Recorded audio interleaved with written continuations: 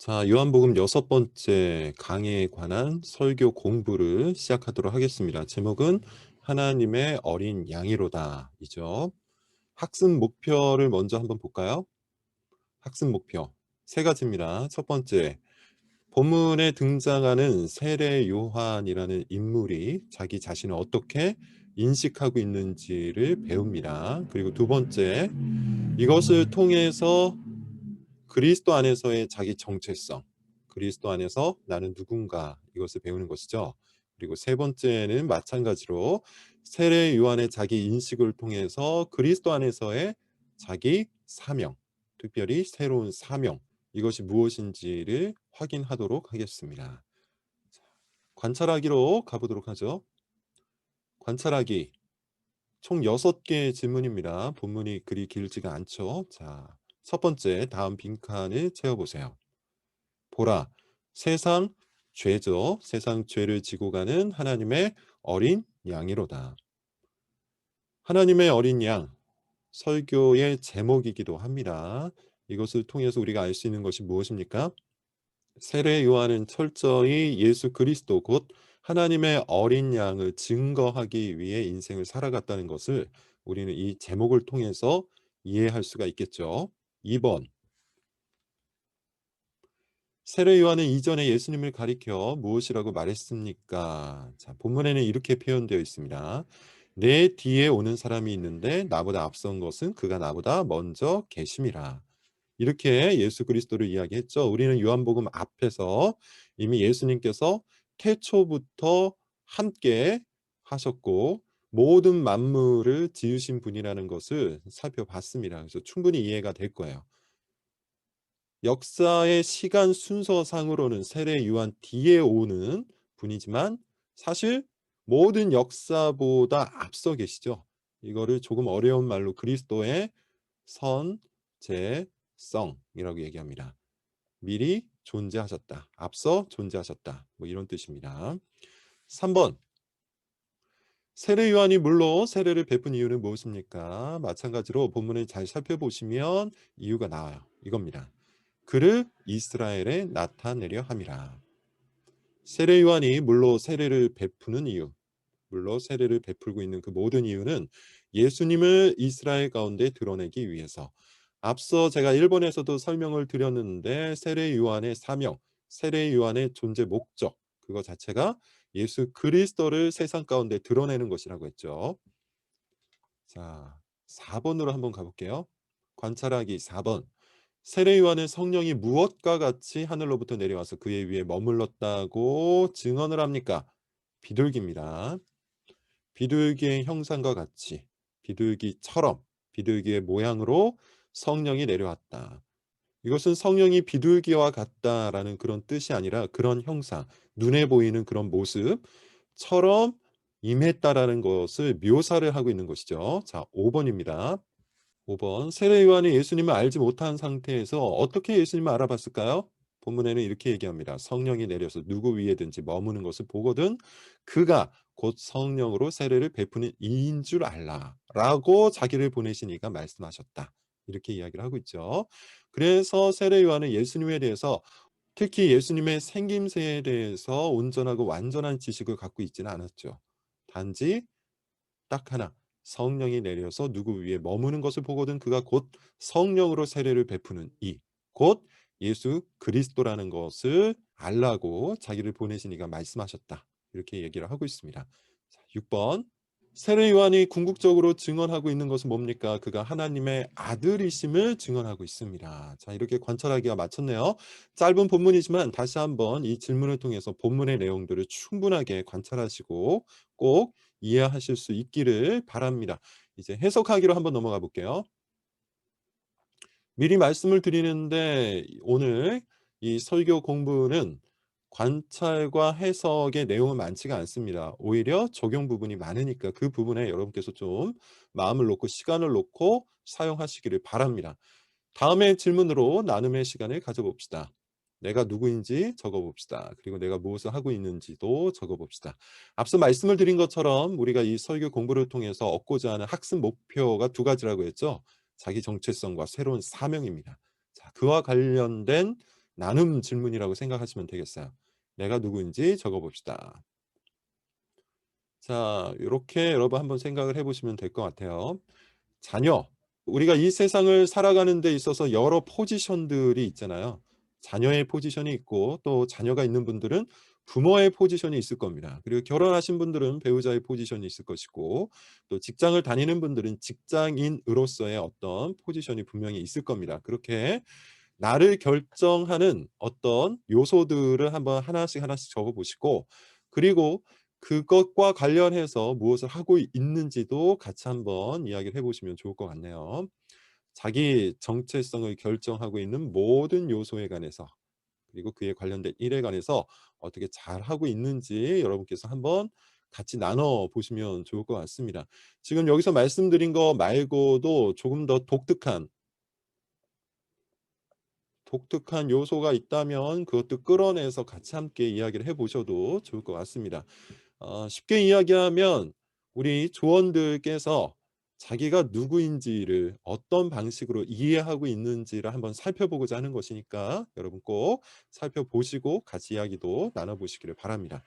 2번은 잠언의 말씀입니다. 오늘의 잠언 25장 8절부터 14절을 읽어보시고 그중에 마음에 와닿는 교훈 그것은 무엇이냐. 자, 예배 중에 읽은 말씀일 테고요. 마음에 와닿는, 더 정확히 말해서 지켜야 할 교훈, 지킬 마음이 생긴 그 교훈을 한 구절 찾아서 같이 나눠보시라는 뜻입니다. 오늘 잠언은 여러분 살펴보시면 알겠지만 인간관계에 대한 겁니다. 눈에 보이는 대로 즉각적인 판단을 하고 즉각적인 반응을 하는 그런 즉흥성을 주의하고 신중하게 말을 하고 신중하게 행동을 하면서 신중하게 관계를 맺으라는 그런 뜻입니다. 어 잠언을 꾸준하게 같이 읽고 들으신 분들은 잠언이 우리에게 전달하고 있는 이 지혜 요소 중에 하나가 신중함이라는 것을 여러분 아실 겁니다. 그리고 그 반대가 뭡니까? 즉흥성이라는 것도 여러분 아실 거예요. 즉흥적으로 행동하는 것은 거의 대부분 본능에 의존하는 판단, 본능에 의존하는 어떤 언행의 가능성이 높죠.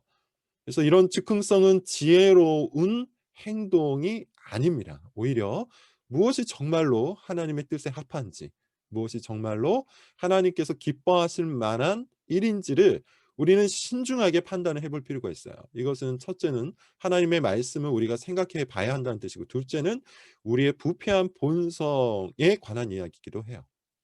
신중합시다.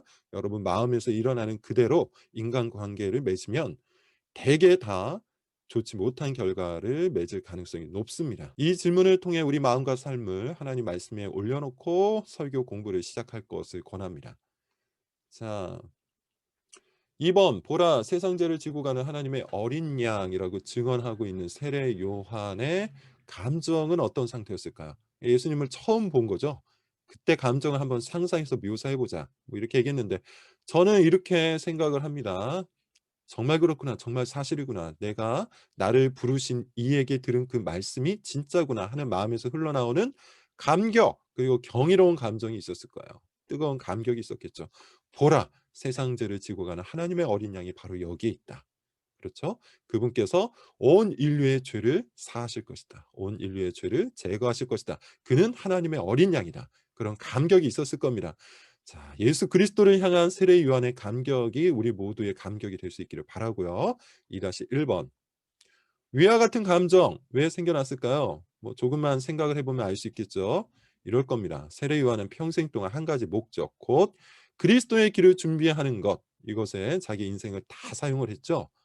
자, 그 결과 그 중심에 계신 예수 그리스도를 만났으니 감격하지 않고는 견딜 수 없었을 겁니다. 건조하고 메마르게 이야기하지 않았을 것이라는 거예요. 그것이 그의 사명이요 정체성이었기 때문이죠. 그렇게 예수님이 진짜로 나타났을 때 그는 분명 크게 놀라고 크게 감격했을 겁니다. 자, 2번입니다. 세례요한의 삶은 아주 단순했죠. 심플했어요. 왜 그렇습니까? 그는 자기가 누군지 알았고 또 무엇을 해야 하는지 아주 분명히 알았기 때문이에요. 3번 세례 요한의 삶은 한마디로 말하자면 예수 그리스도와 연결된 인생이다. 이렇게 말할 수 있습니다. 예수 그리스도와 연결된 인생. 제가 설교 시간에 굉장히 많이 강조하면서 반복해서 이야기했던 부분이죠. 여러분 이것은 꼭 외우시기를 바랍니다. 세례 요한은 예수 그리스도와 연결된 인생이다. 어떤 면에서 그렇습니까? 그는 삶의 목적이 아주 분명했기 때문에 또한 삶의 방식도 분명했죠. 목적도 그리스도를 증언하는 것이요. 방식도 그리스도를 증언하는 거예요. 그렇게 그는 삶의 모든 것을 단순히 하여 그리스도를 높이고 증언하는 것에 사용했습니다. 목적이 선명하지 않은 사람은 목적이 굉장히 여러 개일 수밖에 없죠. 그러다 보니 이것도 하고 저것도 하고 이리저리 휩쓸리고 또 삶의 방식도 당연히 얽히고 설켜서 복잡할 수밖에 없습니다. 쉽게 얘기하면 예수님도 섬기고 돈도 섬기고 예수님도 섬기고 사람도 섬기려고 하면 인생이 복잡할 수밖에 없다는 거예요. 그러나 세례 요한은 그렇지 않았죠. 그리스도와 연결된 인생이라고 확신했기 때문에 그리스도를 위한 일에 자기 인생을 다 사용한 거예요. 자, 그리스도를 위해서 인생을 쓰는 사람은 단순해집니다. 3번으로 한번 가보죠. 3번. 예수님에 대한 세례 요한의 지식이 다소 제한적이었다. 자, 이게 무슨 의미인지 여러분 좀 아실 필요가 있는데 세례 요한은 어떻습니까? 구약의 마지막 인물이요. 그리고 동시에 신약의 첫 인물이라고도 할 수 있죠. 그래서 히브리서의 표현을 따르면 구약에 속한 자들은 예수님을 어떻게 알았어요? 멀리서 환영하듯 알았습니다. 세례 요한도 그러했다는 것이죠. 다소 제한적이었어요. 예수님에 대한 지식을 가지고 있었지만 그럼에도 불구하고 예수님의 생김새나 모양에 대해서 정확히 알지 못했죠. 다소 제한적인 지식이 있었음에도 불구하고 중요한 건 이겁니다. 세례 요한이 한결같은 삶을 살았어요. 이유가 뭐죠? 믿음, 믿음. 적은 지식은 세례 요한의 믿음을 방해할 수 없습니다. 여러분 이 표현이 아주 중요해요. 우리는 지금 배우는 중입니다. 그럼에도 불구하고 우리가 가지고 있는 지식들이 있죠. 그리고 그것만으로도 우리는 충분히 예수님을 믿고 살 수 있을 겁니다. 예수 그리스도를 우리의 주와 우리의 구원자로 믿고 또 성부 하나님, 우리 아버지가 되시는 하나님을 믿고 성령의 도우심을 믿으면서 우리는 살아갈 수 있다는 것이죠. 적은 지식이었지만 예컨대 예수님의 생김새에 대한 지식은 없었지만 그는 성령께서 주신 지식을 믿음으로 받았습니다. 믿음으로 받는 것이 중요해요. 많이 아는 것도 여러분 때로는 필요하겠지만 많이 아는 것보다 더 중요한 것은 우리가 알고 있는 그 지식을, 그 신학을, 그 교리를, 그 성경을 믿음으로 받는 것, 이것이 우리가 설교를 공부하는 가장 중요한 겁니다. 자, 우리가 같이 공부하고 있는 이 내용을 여러분 꼭 성령께서 주신 지식으로 믿음으로써 받을 수 있기 바랍니다. 3-1번 세례 요한이 최종적으로 증언하고 싶었던 것 뭐였죠? 그리스도가 하나님의 아들이심을 증언하는 건데 다시 한번 여러분 말씀을 드립니다. 요한복음의 기록 목적 무엇이었죠? 예수가 하나님의 아들이심을 믿게 하려는 것. 그것이 요한복음 설교를 듣고 읽는 사람의 목적이 되어야 마땅합니다. 여러분, 이 요한복음 설교를 들으실 때, 읽으실 때 항상 믿음을 겨냥해서 들으시기를 바랍니다. 3-2번. 이 모든 것, 곧 세례 요한의 믿음과 사명은 무엇으로부터 출발한 것이죠? 자기가 누구인지 아는 것, 자기 인식, 자기 정체성, 그리고 자기 인식. 나는 어떤 사람인가? 나는 어디에서부터 왔는가? 나의 나됨은 무엇을 통해서 형성되는가? 나를 결정하는 요소는 무엇인가? 이것을 아는 것으로부터 모든 것이 출발하는 겁니다. 세례 요한은 자기가 하나님으로부터 보내심을 받은 자라는 지식이 있었죠. 그런 자기 인식이 분명히 있었습니다. 적용하기입니다. 예수 그리스도는 자기의 생명을 던져서 우리를 재창조하셨습니다. 그리고 그것이 우리의 정체성이 되었고 우리의 사명이 되었습니다. 우리는 예수 그리스도와만 연결된 인생입니다. 즉 우리는 예수 그리스도와 연결하여 우리의 인생을 결정하고 예수 그리스도와 연결하여 우리의 사명을 결정해야 합니다. 이것이 설교의 요약이라고 할 수 있어요. 그리스도가 자기 생명을 통하여 우리를 재창조하셨다. 그러므로 우리는 그리스도와 연결하여 우리의 정체성을, 그리스도와 연결하여 우리의 사명을 붙들어야 한다. 이것이 설교 전체의 요약입니다. 간단한 이야기죠. 자, 이것을 가지고 이제 어떻게 한번 적용을 할지 살펴보도록 하겠습니다. 적용의 구조가 이렇게 변했어요. 점검, 행함, 그리고 기도죠. 먼저 점검을 한번 해볼게요. 우리가 붙들고 있는 정체성은 무엇입니까? 이걸 한번 물어보라는 뜻이죠. 나의 나됨을 결정하는 것들은 무엇인가? 나의 자존감. 이건 조금 더 구체적인 요소라고 할 수 있는데 나의 자존감의 출처는 무엇인가? 다시 이야기하면 나의 가치를 그리고 나의 존재를 확인해 줄 수 있는 근거 이게 뭐냐고 물어보고 있는 것이죠. 다음 질문을 따라서 한번 같이 이야기를 나눠 보시면 좋을 것 같네요.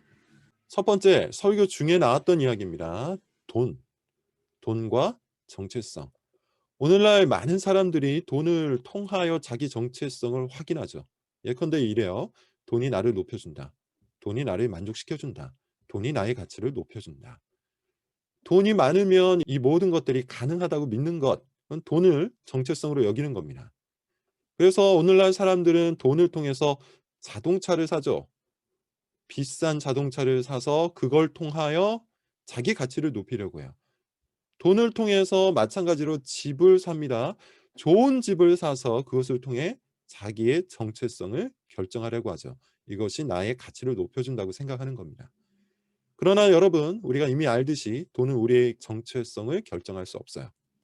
돈은 필요한 것이죠. 그래서 돈은 우리의 생활과 또 하나님께서 우리에게 주신 사명, 섬김을 위해서 필요한 겁니다. 그래서 우리는 힘써 돈을 벌 필요가 있죠. 그리고 돈의 목적대로 써야 돼요. 자, 그런데 여러분 한번 스스로 물어보시기를 바랍니다. 이 두 가지 질문, 즉 돈이 나를 높여준다라고 생각하는지 아니면 돈이 생활과 섬김을 위해서 필요한 것이라고 생각하는지 어느 쪽에 여러분 마음의 무게가 있는지를 한번 나눠보시라는 겁니다. 자, 이 질문을 갖고 한 명 한 명 돌아가면서 다 물어보시면서 자기의 마음을 점검하시기를 바랍니다. 마찬가지로 설교 시간에 이야기했던 부분이에요. 인간관계와 정체성. 나의 가치는 다른 사람과 어떻게 연결되어 있는지가 결정한다고 생각하는 사람들이 정말로 많죠. 예를 들어 칭찬을 받으면 그걸 통해서 자기 가치가 형성된다고 믿어요. 인정을 받고 평판을 얻으려고. 그래서 인간관계를 하는 겁니다. 이것은 곧 자기 정체성이 관계를 통해서 이루어진다고 믿는 것이죠. 또 어떤 사람은 직위를 높여서 명예를 얻으려고 하는 것이죠. 회사에서 직위를 높이거나 아니면 다른 사람들로부터 높은 대접을 받는 그 명예를 얻어서 자기 자존감을 세우려고 하죠. 말씀드린 것처럼 이 모든 것은 온전한 방식, 적어도 성경이 말하고 있는 자기 인식이 아니죠. 성경이 말하고 있는 자기 인식은 철저히 이겁니다. 하나님과의 관계에서 얻은 그 교훈을 갖고 인간 관계를 맺는 거예요. 다시 이야기하면 하나님과의 관계 안에서만 우리의 정체성이 확인되는 거예요. 그리고 확인된 정체성을 갖고 인간관계를 맺는 겁니다. 자, 마찬가지예요. 두 가지 질문 중에 어느 쪽에 더 마음이 가는지 같이 이야기를 나눠보시기를 바랍니다. 이제 이것의 근거에서 말씀의 근거에서 행해야 할 텐데 첫째, 우리는 그리스도에 의해 새롭게 태어난 자라는 것을 믿어야 된다고 했죠.